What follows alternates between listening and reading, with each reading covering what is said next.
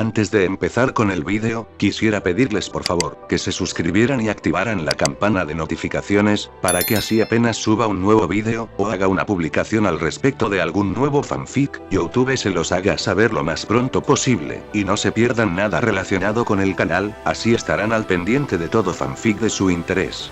Y también, como siempre, el link del canal principal sobre fanfics de Naruto, Shiki Fujin, teorías estará en la descripción de este vídeo.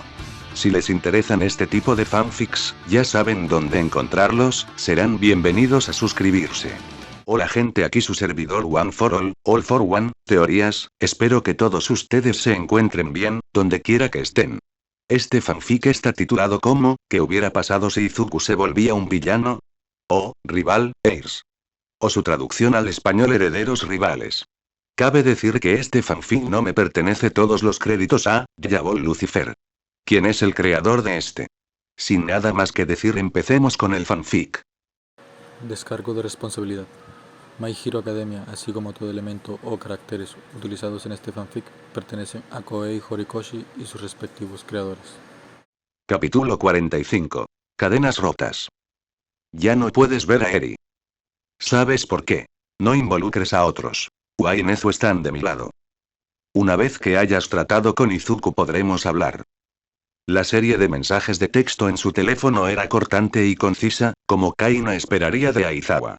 Le habían dicho que no podía ver a Eri sufrir, pero Kaina no podía negar que el razonamiento de Aizawa era acertado. Sabía que tenía algún tipo de relación con Izuku, la había confrontado al respecto, y ahora se había revelado públicamente que el chico de pelo verde era un villano. No podía alegar ignorancia, no con los recursos del HPSC y su propia experiencia como héroe. Era imposible que no lo supiera, pero si lo sabía y no actuaba, debía haber una razón. El HPSC era la más obvia. Aizawa había dejado claro que pretendía mantener a Eri lo más lejos posible de ellos, un objetivo que Kaina apoyaba incondicionalmente. Su trabajo para ellos ya estaba poniendo las cosas difíciles, pero con la influencia que Izuku tenía sobre Eri, si él también estaba conectado con ellos, entonces Aizawa necesitaba mantener al pequeño unicornio lejos de Izuku y Kaina a toda costa. El impacto que Izuku había tenido en la vida de Eri era inconfundible, incluso si su relación con la chica que había salvado era inexistente. Era su héroe y ahora era un villano, uno que los héroes de verdad con licencia debían de tener. Kaina no envidiaba la posición de Aizawa, teniendo que explicárselo todo a Eri, pero en ese momento habría dado cualquier cosa por estar en ella. Daitoryo la había convocado y, mientras esperaba fuera de su oficina, la mente del francotirador buscaba a toda velocidad una razón tras la convocatoria, incluso con su rostro estoico e impasible, como se esperaba de ella. El presidente está listo para verlo. La alegría artificial de la secretaria resonó en los oídos de Kaina mientras se levantaba y cruzaba las grandes puertas de roble que se cerraron tras ella con una intimidante firmeza. Al entrar en la oficina, Kaina arqueó las cejas inconscientemente al ver a Daitoryo en un estado de abandono físico que nunca antes le había visto. Hablaba por teléfono, con la chaqueta del traje colgada sin contemplaciones del respaldo de la silla. La corbata le colgaba suelta del cuello, mientras que su camisa blanca, amarillenta por el sudor, se le pegaba al cuerpo como un parásito. Sí, señor, Olmig nos informó de su intención de jubilarse el año pasado. Desde entonces, hemos tomado las medidas oportunas para inaugurar una nueva era de paz. Kaina parpadeó, procesando la información. No sabía de la inminente jubilación de Olmig, pero sí sabía que algo se avecinaba. Algo importante. La necesidad de Daitoryo de sus servicios había aumentado de casi trimestralmente a una, a veces 2 veces al mes. No había hecho preguntas. No le correspondía. Solo podía obedecer a sus superiores, apuntar y disparar. Al parecer, había estado construyendo las bases para una nueva era de paz. Una era sin Olmig, construida sobre la sangre y los cuerpos de quienes habían muerto en su agonía. Olmig originalmente tenía la intención de anunciar su retiro este verano. Claramente, ese plan ya no es viable con la opinión pública actual. Tendremos que esperar a que disminuya la indignación pública o a que llegue el momento adecuado para hacer el anuncio. Daitoryo miró a Kaina con una mirada fugaz antes de señalar el asiento frente a su escritorio. Siguiendo la orden tácita, Kaina se sentó. Para contrarrestar las declaraciones del vídeo, hemos animado a Olmig a aprovechar las vacaciones de verano de la UA para hacer apariciones públicas por todo Japón y calmar los temores del público. Idealmente, continuaría con esto incluso después de que se reanudara el año escolar, pero reconocemos que es poco probable. Una pausa. Por supuesto, señor, lo mantendré informado de la situación, gracias, señor. Lo entiendo.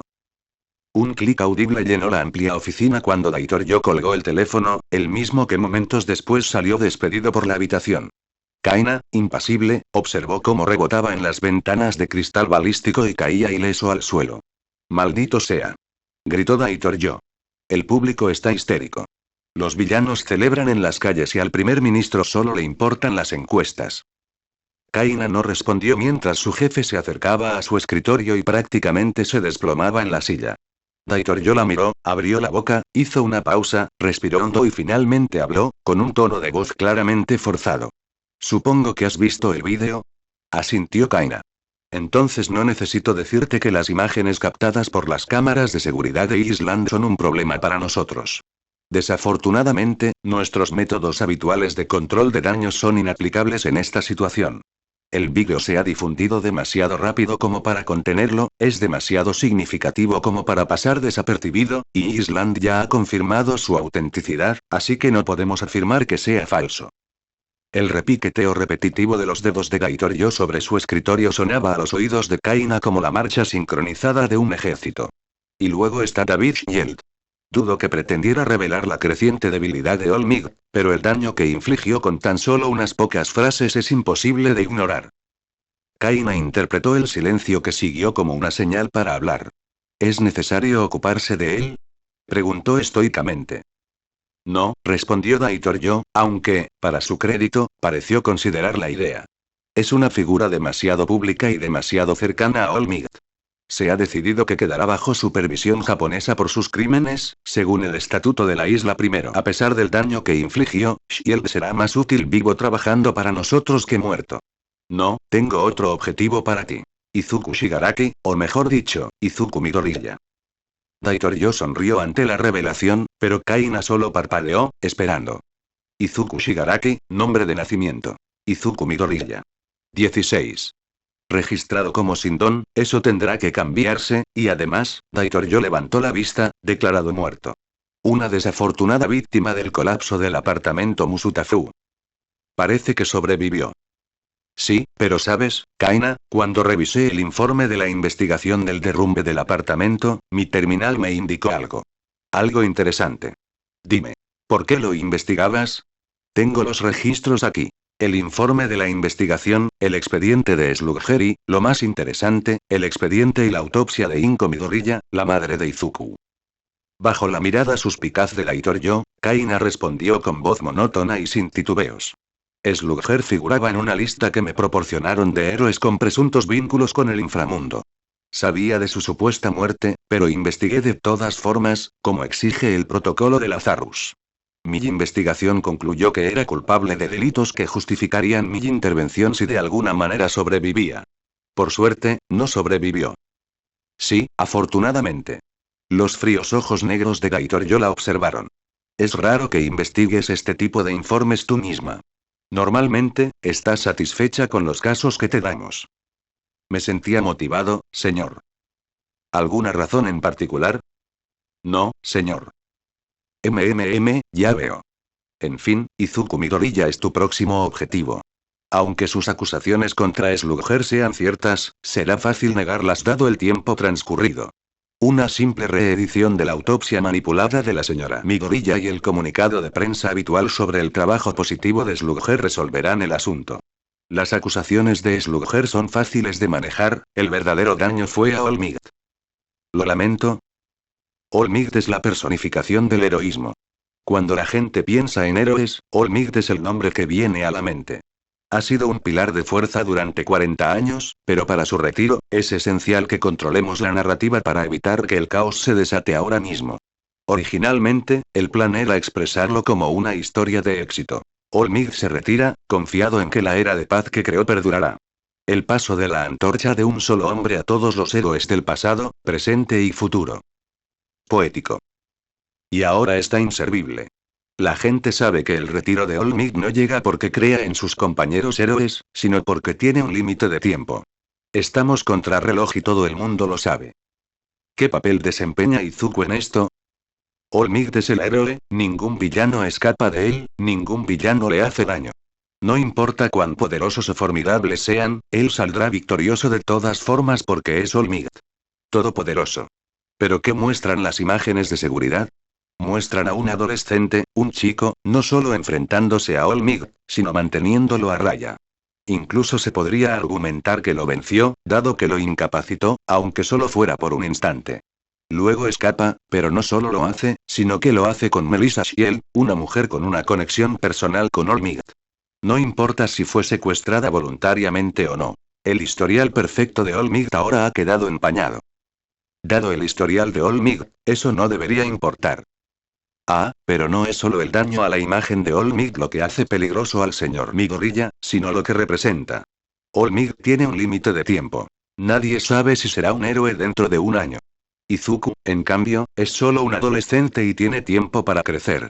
No podía hacer más que esperar a que el tiempo de All Might se agotara, entrenando, reclutando, expandiendo su influencia, haciéndose cada vez más fuerte. Ahora mismo, puede enfrentarse a All Might. Si tiene tiempo para crecer, ¿quién sabe qué tipo de amenaza representará? Y no es solo él. La Liga de Villanos. Umarise. Se rumorea que la filosofía de Destro cobra fuerza. Izuku Midoriya es solo el primero de una nueva generación de problemas a los que nos enfrentamos, y si no los atajamos ahora, de raíz, tendremos que hacerlo más tarde sin nuestro mejor activo. La mente de Kaina regresó al festival deportivo, aparentemente tan reciente y a la vez tan lejano. Su boca se movió inconscientemente, pronunciando las palabras que tanto había deseado pronunciar. ¿De verdad es esa la mejor solución? HMM. Los ojos de Gaitorio se clavaron en Kaina, pero la heroína no pudo retractarse. Lo que quiero decir es, si All Might se retira, si estamos entrando en una nueva era, ¿nuestros viejos métodos realmente se mantendrán? ¿Sugieres que cambiemos? Preguntó Gaitorio lentamente. Sí. El silencio llenó la oficina mientras los dos asesinos se miraban fijamente. Kaina se tensó al prolongarse el silencio, la tensión en el ambiente aumentó, pero entonces, para su sorpresa, la fachada pétrea de Gaitorio comenzó a resquebrajarse. Sonrió, una figura enorme y maliciosa con demasiados dientes. Sí, prácticamente ronroneó el hombre, supongo que tienes razón. Con el fin de la era de All Might, las cosas necesitan cambiar. Una sociedad que se adapta es una sociedad que sobrevive. Nuestros científicos han avanzado muchísimo con las balas anuladoras de Gon que desarrollaban los Shia Saikai. Kaina se quedó sin aliento y su propia máscara se agrietó por el borde, pero el progreso se está ralentizando. Afirman que es porque no tienen la fuente de las muestras. He estado denegando sus solicitudes de la fuente, pero si apoyas nuevas soluciones, supongo que podría darles a la chica. No Graf no Kaina, las grietas se ramificaron y nuevas fracturas se formaron en su fachada. Gaitorio la ignoró. De hecho, su sonrisa era cruel. Una vez que los científicos terminen de abrir a Eri una y otra vez, me imagino que estará dispuesta a cualquier cosa que impida que la aten de nuevo a una mesa de laboratorio. Con una mente tan destrozada, probablemente sea muy receptiva a nuestro entrenamiento. Kaina solo pudo mirar a Gaitorio, el monstruo frente a ella. Sería una heroína impresionante, un recurso increíble, y con su don, inmortalidad y la capacidad de hacer desaparecer a alguien sin dejar rastro, Kaina, podrías haber encontrado a tu sucesora. Cuerpos. Sangriento, sangrando, roto. Rodeándola por todos lados, amontonados unos sobre otros, sus rostros girados hacia ella, ojos ciegos abiertos y reflejados en ellos, su asesino, su asesina, ella. Crimson Riot, Arson, Zuri, Eaten, Rhino Beagle, Slick, Omega, Filange, Everseer, Apogee y docenas más. Todos aquellos a quienes había matado. Cuya sangre manchaba sus manos. Podía sentirla cubriéndola, cálida y pegajosa, aplastándola. ¿Por qué? Sus ojos vacíos parecían preguntar. ¿Qué hicimos? ¿Por qué tuvimos que morir? ¿Por qué nos mataste? La bilis le subió a la garganta a Kaina, pero entonces, un movimiento la adelantó. Tragándose el vómito, Kaina se abalanzó desesperada por salvar a alguien. A cualquiera. Para demostrar que era más que la asesina que sus víctimas la acusaban de ser. Dobló la esquina justo a tiempo para ver la figura desaparecer tras otra. Los persiguió, adentrándose más en el laberinto. Muros de carne se alzaron a su alrededor, aquellos que habían muerto a sus manos, víctimas del pasado y del futuro, reconocibles e incognoscibles. Mientras corría, una parte de Kaina estudió los rostros, los reconoció. Inko Midoriya, Olmig, Slugger, Momoya Oyorozu, Nemuri Kayama, y Miko Toga, Hisashi Yamada, Katsuki Bakugo, Keigo Takami, Ibarashi Ozaki, todos muertos y observándola como todos los demás. Muertos a manos de ella. Kaina sabía que no era real, pero su mente no era racional y se estaba volviendo contra ella. Sus traumas y miedos se manifestaban. Kaina dobló otra esquina, igual que las demás, y se encontró en un espacio abierto, una arena. Sentados en las gradas sobre ella, miles de cadáveres en diversos estados de descomposición la observaban en silencio. Pero peor era la escena frente a ella. Aizawa de rodillas, mirándola, con las manos agarrando desesperadamente la muñeca de quien le sujetaba el pelo. La presencia de Kaina atrajo su mirada. La miró desesperado, pero al reconocerla, su expresión cambió. La esperanza se convirtió en furia. Acusaciones ardientes iluminaron sus ojos rojos. «Tú hiciste esto», gritó con voz ronca y seca. «Todo esto es culpa tuya. Tú le hiciste esto». Una luz dorada brilló sobre él, los ojos de Aizawa se abrieron de par en par y luego desapareció. Fue instantáneo. En un instante estaba allí, al siguiente solo había un vacío. Como si nunca hubiera estado allí. En un instante, el rifle de Kaina se extendió y apuntó directamente al asesino de Aizawa. La luz dorada se desvaneció y Kaina vio por primera vez a la mujer. Abrió los ojos de par en par. Un ligero temblor recorrió su rifle, que rápidamente se convirtió en una sacudida frenética. De pie ante ella, vestida con un traje negro ajustado sin mangas, estaba Eri. Pero no era la Eri que Kaina conocía. La mujer que tenía delante era mayor, una adulta con una complexión musculosa solo posible tras años de duro entrenamiento físico. Su cuerno ya no era un muñón, sino una cosa enorme que se curvaba alrededor de su nuca, elevándose por su sien izquierda como una corona retorcida. Su cuerpo y su traje estaban manchados de sangre, litros y litros, tanta que sus cabellos blancos estaban teñidos de carmesí, y Kaina no podía distinguir si el color negro era natural o se debía a la sangre seca incrustada en lo que yacía debajo. Pero lo peor de todo eran sus ojos. Ya no eran ventanas brillantes a un alma inocente, sino impasibles, rotos y muertos. Los ojos que Kaina veía en el espejo todos los días. La respiración de Kaina se entrecortaba, lo que solo empeoraba a medida que la sombra de Eri crecía, elevándose tras ella, transformándose progresivamente en una figura diferente, pero demasiado familiar, cuyas manos la sujetaban posesivamente por los hombros. Su boca cayó sobre su oído, un susurro que el francotirador de alguna manera pudo oír. Kaina Tsutsumi se ha convertido en una carga, instruyó Daitoryo al unicornio corrupto mientras unos orbes negros malignos se elevaban para encontrarse con la mirada de Kaina. Hay que encargarse de ella. Confío en que eso no sea un problema. La mujer, Eri, no respondió. No mostró ningún atisbo de reconocimiento ni emoción. Simplemente asintió antes de avanzar, con suavidad, de forma artificial, mientras la sombra tras ella esbozaba una sonrisa desgarradora, negra como la medianoche. «Eri. Eri», gritó Kaina, gritando. El cañón de su rifle apuntaba a la mujer, pero temblaba tanto que Kaina dudaba que le diera incluso disparando. «Eri. Soy yo. Nagant. Kaina». Aún sin reacción, el cuerno deforme de Eri brilló al activarse su don, y alzó el brazo mientras extendía la mano hacia Kaina. Por un instante, el instinto de Kaina le gritó que disparara, que se defendiera, pero no pudo. No contra Eri, no contra su pequeño unicornio. El momento de indecisión le costó caro.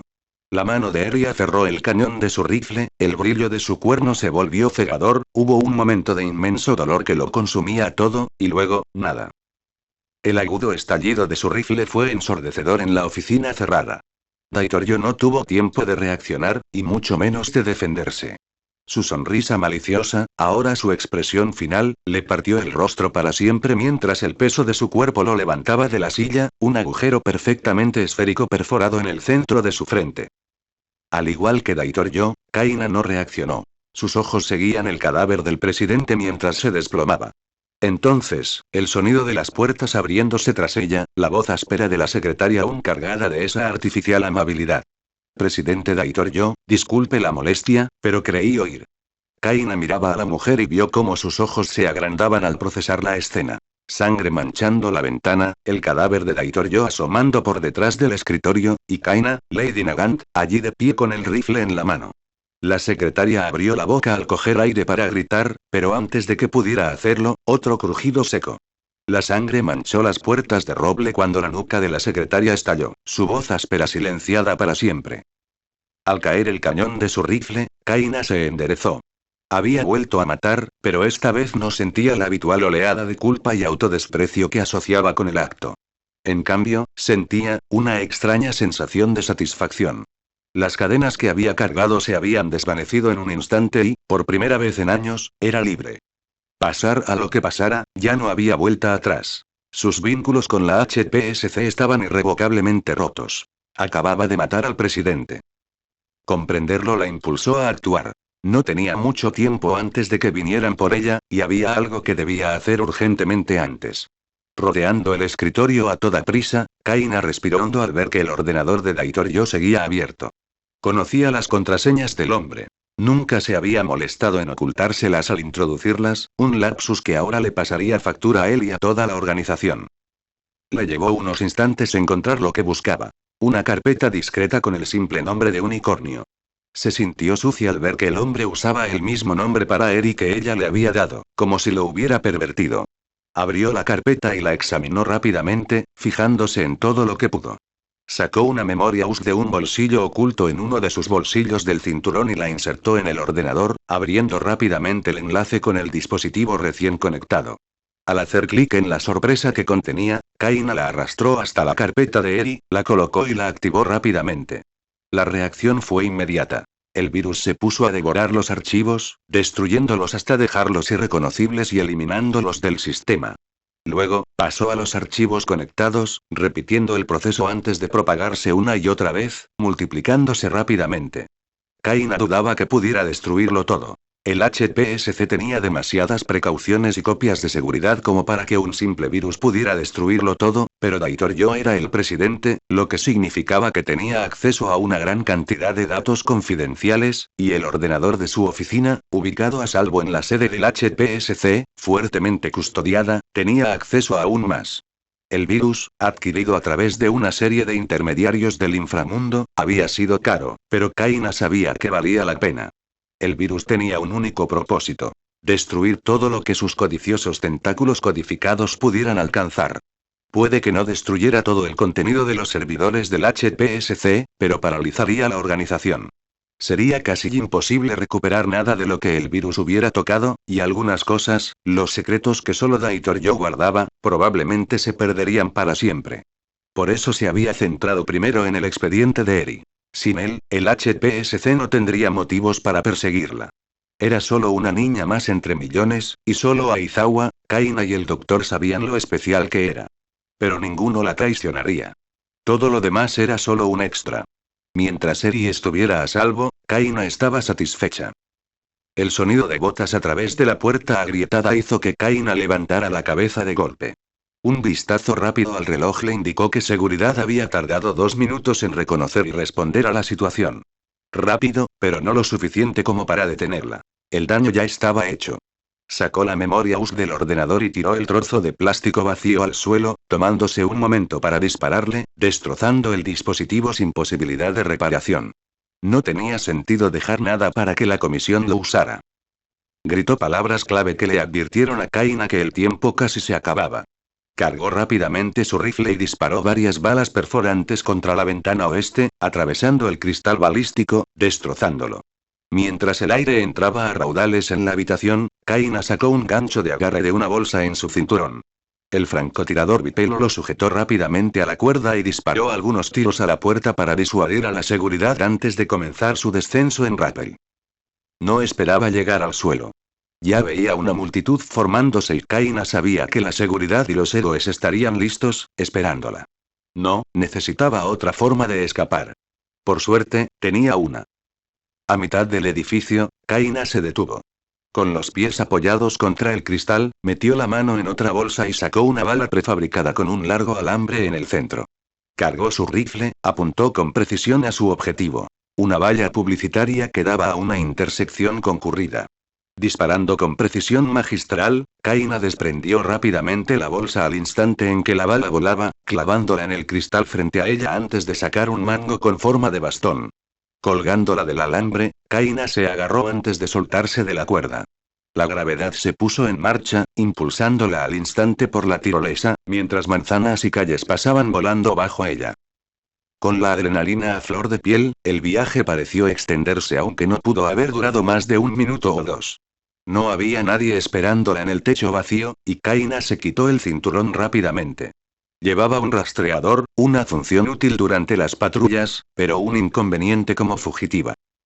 Cubriendo su disfraz con la gabardina con capucha que guardaba allí por si acaso, Kaina abrió la puerta de la azotea. La cerradura estaba rota hacía mucho tiempo pero nunca fue reparada. Tras prescindir del ascensor y subir por las escaleras, Kaina se apresuró a bajar a la salida de emergencia. Se subió la capucha y abrió la barra de empuje con el codo. Al salir, pronto se perdió entre la multitud bulliciosa e inconsciente. Bueno gente, ese fue el capítulo número 45, de este fanfic. Espero que haya sido de su agrado. Si es así, dejen su like y suscríbanse, para saber que les gusta y seguir trayendo este fanfic. Eso es todo por hoy. Aquí se despide One for All for One, teorías, y nos vemos en la próxima con un nuevo vídeo. Adiós.